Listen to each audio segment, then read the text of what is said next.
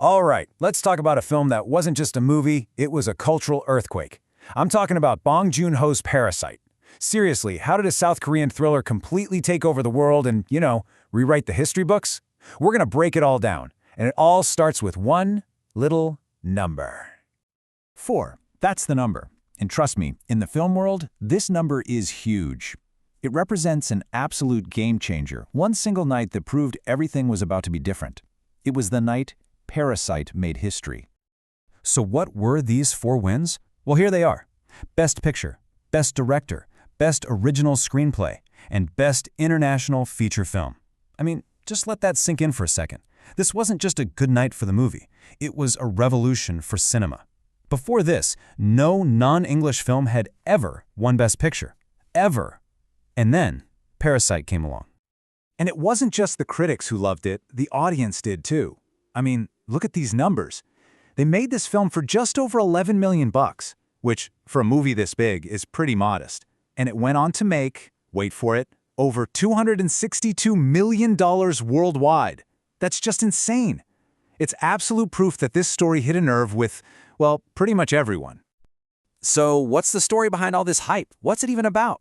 Well, at its core, it's a tale of 2 families, and their collision course ends up showing us something really profound and honestly pretty unsettling about the world we all live in.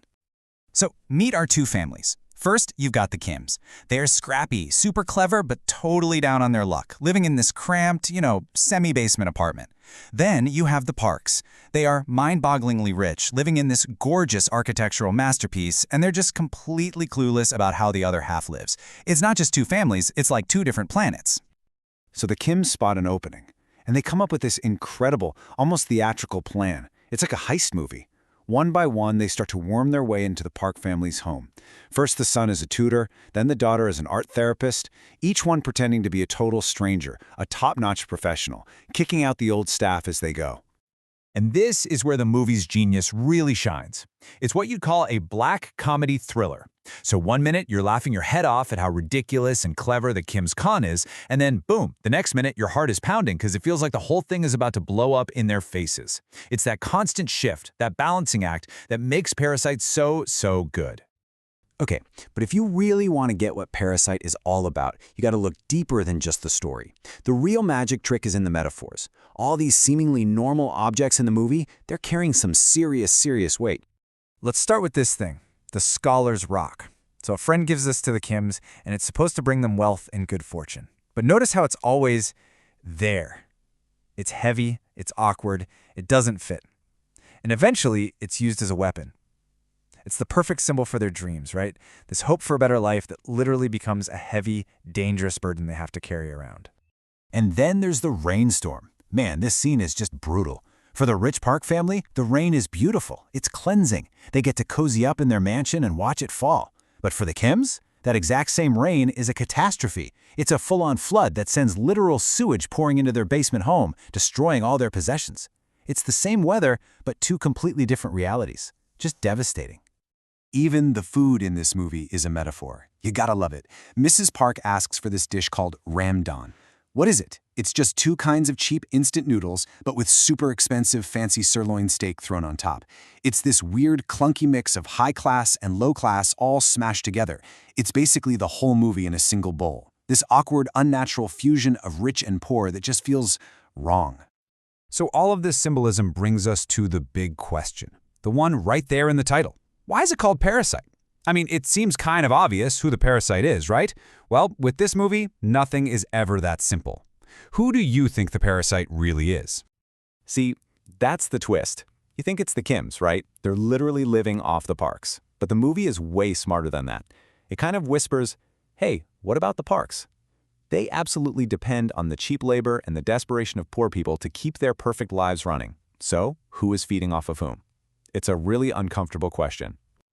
And that same kind of tricky question mark hangs over the ending. Ugh, that ending.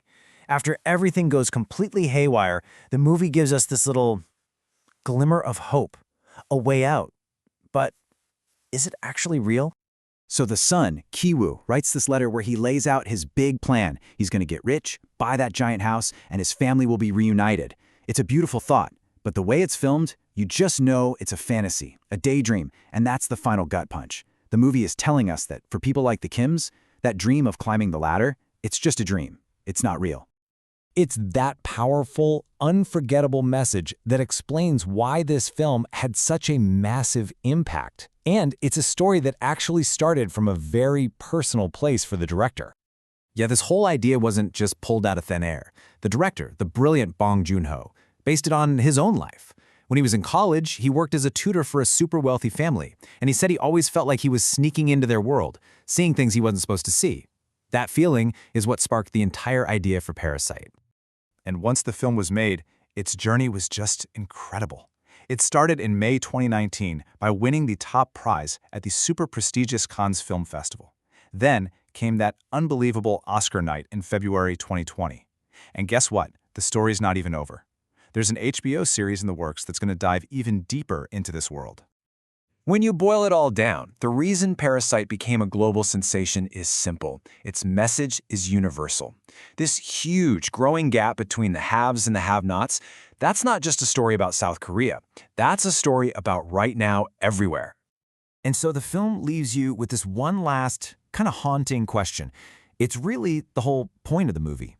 Think about it. How much of our lives, of our potential, is already locked in just by the house we happen to be born into?